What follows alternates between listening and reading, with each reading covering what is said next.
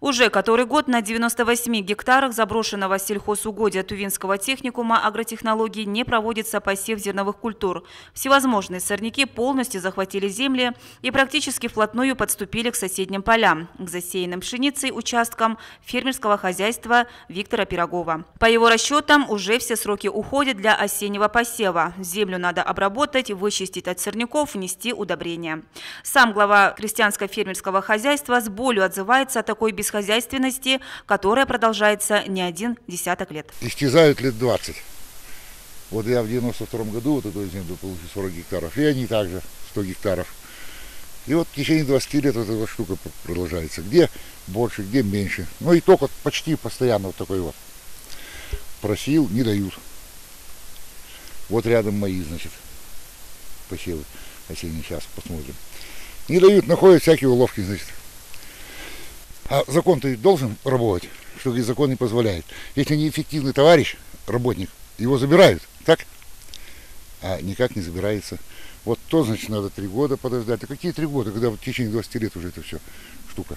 Опыт выращивания кормовых культур для обеспечения семенами хозяйства республики у Виктора Пирогова уже есть. Продавал по 100-150 тонн. На 150 гектарах его хозяйства вовсю поднялась пшеница. Не разочаровал и завезенный им в этом году из Воронежа гибридный сорт Третикали. Этот злак – результат скрещивания мягкой и твердой пшеницы с озимой рожью.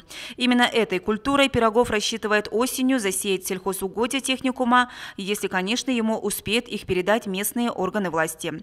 Как оказалось, при анализе документации эти земли в свое время учебное заведение недооформил. Этот вопрос решается, и нам были получены документы и заявления от Пирогова Виктора Золотовича, чтобы выделить земельный участок для использования, для эффективного использования. Мы этот вопрос рассматриваем, и по тому закону мы от техникума агротехнологий будем изымать земельный участок, так как земля используется не по назначению.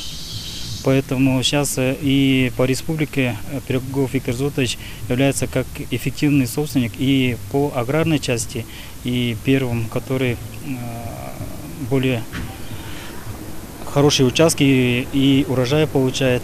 Поэтому и есть задание правительства, которое мы должны семеноводческое хозяйство образовать у Пирогова Виктора Золотовича.